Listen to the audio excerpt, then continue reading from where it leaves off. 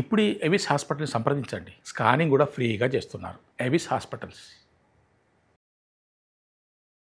వాగర్థావివ సంపృక్తౌ వాగర్థ ప్రతిపత్తయే జగతః పితరౌ వందే పార్వతీ పరమేశ్వరౌ.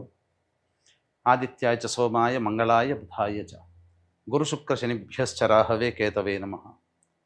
శృంగేరి జగద్గురు పీఠాధిపతులకి, కంచి పీఠాధిపతులకి నమస్కారములు తెలియచేసుకుంటూ కార్యక్రమాన్ని ప్రారంభిద్దాం. జూలై నెల 16వ తారీఖు నుంచి 31వ తారీఖు వరకు ద్వాదశ రాశుల వారికి సంబంధించినటువంటి శుభ అశుభ ఫలితాలు, ఏ రోజుల్లో మానసికంగా ఆనందంగా ఉంటారు, ఏ రోజుల్లో అసంతృప్తి ఆందోళనతో ఉంటారు, అలాగే ఏ రోజుల్లో ఖర్చులు ఎక్కువగా ఉంటాయి, ఏ రోజుల్లో ఆదాయ మార్గాలు ఎక్కువగా ఉంటాయి, ఉద్యోగ సమస్యలు, ఇలాంటి వివరాల గురించి క్లుప్తముగా తెలియజేసే ప్రయత్నం చేస్తాను.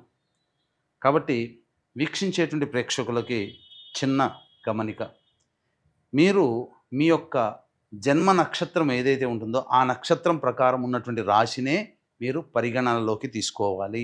నామ నక్షత్రం పేరు మీద ఉన్నటువంటి రాశిని తీసుకోకూడదు. జన్మ నక్షత్రం లేని వాళ్ళు నామ నక్షత్రం పేరు మీదనే చూసుకోవాలి. పైగా చాలామంది సన్ జొడాయిక్ సైన్ అంటే ఈ మంత్ నుంచి ఈ మంత్ మధ్యలో పుట్టినటువంటి వాళ్ళు ఒక రాశికి చెందుతారని చెప్పి సూర్యమాన సిద్ధాంతం ప్రకారం ఉంటుంది. అది ఈ చెప్పబోయేటువంటి ఫలితాలకి అది ఏమాత్రం కూడా సరిపోదు. అది విషయాన్ని గమనించుకొని చూసుకోవాలి. కాబట్టి జన్మ నక్షత్రము, జన్మ రాశి లేదా ఈ రెండు లేకపోతే నామ నక్షత్రము, నామరాశి మీద ఉన్నటువంటి వివరాలనే మీరు ఆ రాశి ప్రకారమే చూసుకుంటే మీకు రమారమిగా మీ ఈ చెప్పబడేటువంటి ఫలితాలు మీకు సరిపోతాయని చెప్పవచ్చు. ఇక కార్యక్రమంలోకి బయలుదేరదాం. సింహరాశిలో జన్మించినటువంటి వారికి జూలై 16వ తారీఖు నుంచి 31వ తారీఖు వరకు ఏ విధంగా ఉండబోతుందో తెలుసుకునే ప్రయత్నం చేద్దాం. ఈ రాశిలో జన్మించినటువంటి వారికి గురువు సంపూర్ణముగా అనుకూలంగానే ఉన్నాడు. అంటే లాభస్థానంలో గురు సంచారము, కొంత అవయోగము, కానీ ప్రస్తుత పరిస్థితులకి తగ్గట్టుగా కొంతవరకు యోగాన్ని కలిగించే అవకాశము గోచరమవుతుంది. గ్రహాల యొక్క స్థితిగతుల అనుకూలంగా ఉండడం, అలాగే శుక్రుడు కూడా శుభ సంచారం చేస్తూ ఉండడం. అంటే 27వ తారీఖు వరకు అనుకూలంగా లేడు శుక్రుడు, కానీ 27వ తారీఖు నుంచి సంపూర్ణంగా యోగిస్తున్నటువంటి కారణం చేత మాసాంతంలో శుక్రుడు కూడా యోగిస్తాడు. కాబట్టి జాగ్రత్తలు పాటించండి. అంటే ఈ యొక్క సింహరాశి వారికి ఉద్యోగ సంబంధమైనటువంటి విషయాల్లో జాగ్రత్తలు పాటించాలి, వృత్తి వ్యాపారాల్లో కూడా. అలాగే రవి సంచారము ద్వాదశ స్థానంలో ఉండడం ఉద్యోగపరంగా, వృత్తి వ్యాపార పరంగా బయటికి వెళ్ళాల్సినటువంటి పరిస్థితులు గోచరమవుతున్నాయి. జాగ్రత్తలు పాటించండి. అలాగే మనస్తాపానికి గురయ్యే సంఘటనలు ఉద్యోగస్తులకు కలుగుతాయి. కాబట్టి కాస్త ఒడిదుడుకులు ఎదురైనప్పటికీ కూడాను భరించే ప్రయత్నం చేయండి. ఇక బుధ సంచార ప్రభావము ప్రధానంగా అనుకూలంగా లేదు, కావున పెట్టుబడులకి ఇది అనుకూలము కాదు. జాగ్రత్తగా గమనించండి. ఈ కుజుడు కూడాను రాశిలోనే సంచారం చేస్తూ ఉండడం, కేతువు కూడా స్థితి పొంది ఉండడం, కొన్ని అనాలోచిత నిర్ణయాలు. ఇక్కడ గ్రహ సంచారం మారిన తర్వాత జూలై నెల, ఆగస్టు నెల ఏ రాశి వాళ్ళకైనా ఇబ్బంది పెడుతుందంటే అది కర్కాటక సింహరాశి వారికి ఎక్కువగా ఇబ్బంది పెడుతుంది. గ్రహ సంచారం అనుకూలంగా లేదు, కావున జాగ్రత్తలు పాటించండి. ఇక 29వ తారీఖు నుంచి 2వ స్థానంలో కుజుడు సంచరిస్తున్నటువంటి కారణం కుటుంబ సభ్యులతో వాగ్వివాదాలు కలుగుతాయి. ఏ తర్వాత జాతకరీత్యా ఒక్క శుక్రుడు కూడా, అంటే మాసాంతంలోనే తప్ప మిగతా గ్రహాలు, సప్తమ రాహు కానీ అష్టమ శని మళ్ళీ వక్రీకరించి ఉన్న కారణం చేత సప్తమ భావ ఫలితాలు. ఒక్కటి ఏంటనంటే వివాహ సంబంధమైన విషయాల్లో ఏవైనా కొంత మార్పులు జరుగుతాయి. అయితే ఏ తర్వాత ఓవరాల్గా గ్రహ సంచారం కర్కాటక రాశి వలనే సింహరాశి వారికి కూడా అనుకూలముగా లేదు. పిశాచ యోగ ప్రభావము మీకు ఏర్పడబోతుంది. ఇక్కడ ఆల్రెడీ 13 జూలై నుంచి ప్రారంభమైంది. కాబట్టి ముఖ్యంగా భాగస్వామ్య విషయంలో ఎవరితో కలిసి పని చేస్తుంటారో, ఎవరితో కలిసి దాంపత్య జీవితం, ఎవరితో కలిసి వ్యాపారం, ఇవన్నీ కూడా ఈ కర్కాటక సింహరాశి వారు జాగ్రత్తలు పాటించాలి. తప్పదండి, గ్రహాలు అనుకూలంగా లేవు. పిశాచ యోగ ప్రభావము కొంతవరకు నష్టాన్ని కలగచేస్తుంది. కాబట్టి జాగ్రత్తలు పాటించండి. ఏ తర్వాత చెప్పుకొచ్చేది ఏమిటంటే ఈ యొక్క సింహరాశి వారికి స్వల్పముగా గురు ప్రభావం తప్ప మిగతా అన్ని గ్రహాలు కూడా అనుకూలంగా లేవండి.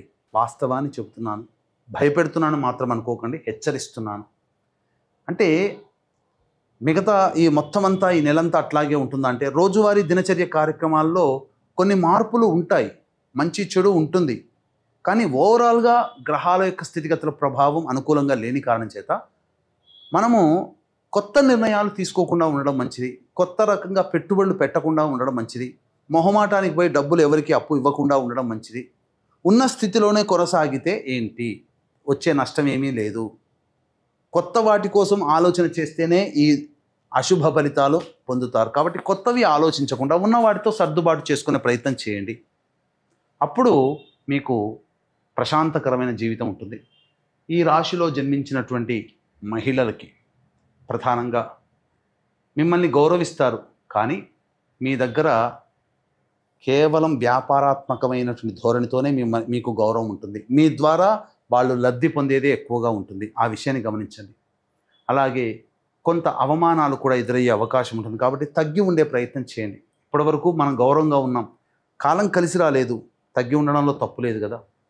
అలాగే ధనపరమైన విషయంలో ఎవరికి కూడా వాగ్దానం ఇవ్వకండి, జాగ్రత్తలు పాటించండి. ఇక మరీ ముఖ్యంగా సంతానం కోసం ఎదురు చూసేటువంటి వ్యక్తులకి శుభమైనటువంటి వార్త వింటారు. అలాగే విద్యా సంబంధమైనటువంటి విషయాల్లో విద్యార్థినులకి సాధారణమైనటువంటి ఫలితాలు కలుగుతాయి. తర్వాత ఈ రాశిలో జన్మించినటువంటి మహిళలు కూడా సమస్యలు ఎదుర్కోక తప్పదు. కాబట్టి తగ్గి ఉండే ప్రయత్నం చేయండి. మమ్మల్ని అంటున్నారు కదా, మమ్మల్ని చిన్న చూపు చూస్తున్నారని మాత్రం అనుకోకండి, అది కాలం కలిసి రావట్లేదు. ఇక తర్వాత ప్రధానంగా ఈ యొక్క రాశిలో జన్మించినటువంటి వాళ్ళకి వివాహ సంబంధాలు కుదురుతాయి. సంతానపరమైనటువంటి సమస్యలు ఏవైతే ఉంటాయో అవి కొలిక్కి వచ్చే అవకాశం ఉంటుంది. అన్ని విధాలుగా ఆనందదాయకంగా ఉంటుంది అని చెప్పవచ్చు. ఇక సమయం మాత్రం అనుకూలంగా లేదు. కాబట్టి ఏ రోజుల్లో జాగ్రత్తలు పాటించాలి అనేటువంటి విషయం గురించి మనం తెలుసుకునే ప్రయత్నం చేద్దాం. ప్రధానంగా ఈ సింహరాశిలో జన్మించినటువంటి వారికి 16, 17 తారీఖుల్లో మానసికమైనటువంటి ప్రశాంతత లోపిస్తుంది. ఏ పని చేయాలన్న ఆసక్తి ఉండదు, బద్ధకం ఉంటుంది, ఒక క్వశ్చన్ మార్క్ లాగా, ఒక జిగ్జాగ్ లాగా వ్యవస్థ ఉంటుంది.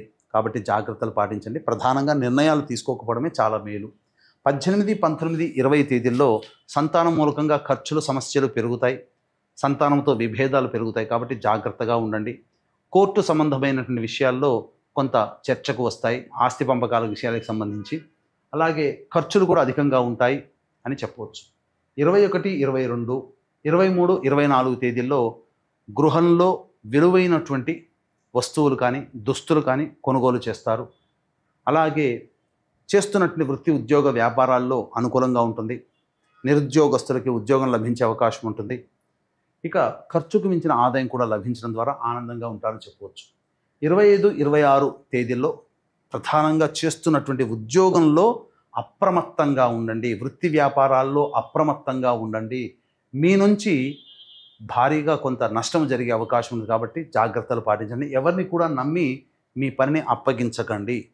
వృధా కాలయాపన, మానసికమైన ఆందోళన అధికంగా ఉంటుంది. వృధా ప్రయాణాలు కూడా చేయాల్సినటువంటి పరిస్థితి. 27, 28 తేదీల్లో ఉత్సాహంగా ఉంటారు.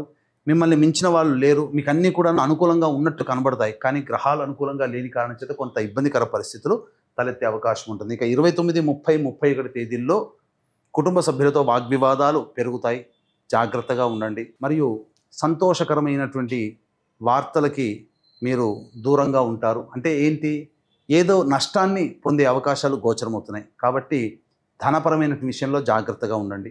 తర్వాత ఈ యొక్క సింహరాశిలో జన్మించినటువంటి వారికి అతి సాధారణమైనటువంటి శుభ ఫలితాలే కలుగుతాయి. ఇట్టి సమస్యల నుంచి బయటపడడం కోసం శివుని యొక్క ఆజ్ఞ మేర కాశీక్షేత్రంలో అమావాస్య మరియు గురువారము పునరుసు నక్షత్రం కలిసినటువంటి జూలై 24వ తేదీన మీ జాతకరీత్యా కలుగు విద్య, వివాహ, ఉద్యోగ, దాంపత్య, అనారోగ్య సమస్యల నివారణకి మరియు మేష, మిథున, కర్కాటక, సింహ, కన్య, వృశ్చిక, ధనస్సు, కుంభ, మీన రాశిలో జన్మించినటువంటి వారికి ఈ యొక్క దోష పరిహారార్థమై సర్వదోష నివారణ పూజల హోమాలలో భాగంగా క్షేత్రపాలకురాలు వారాహి, క్షేత్రపాలకుడు కాలభైరవుడితో పాటుగా ప్రత్యంగిర, బగలాముఖి, రాజశ్యామల, సుదర్శన హోమాలు జరిపించడం జరుగుతుంది. అలాగే అమావాస్య పితృదేవతలకి చాలా శుభమైనటువంటి దినము. అందున కాశీక్షేత్రంలో గనక చేసినట్లయితే పితృదేవత అనుగ్రహం వలన సకల శుభాలు కలుగుతాయి. కాబట్టి తండ్రి వైపు 3 తరాలు, తల్లి వైపు 3 తరాల్లో మరణించినటువంటి వారి ఆత్మతృప్తి కోసం ఈ యొక్క పిండ ప్రదాన కార్యక్రమం కాశీలో చేయడం వల్ల విశేషమైనటువంటి ఫలితం కలుగుతుంది. అవకాశం ఉంటే బ్రాహ్మణుని కర్తగా పెట్టి చేయించడం జరుగుతుంది కాబట్టి ఆ కార్యక్రమాలు కూడా మీరు నమోదు చేసుకోవచ్చు.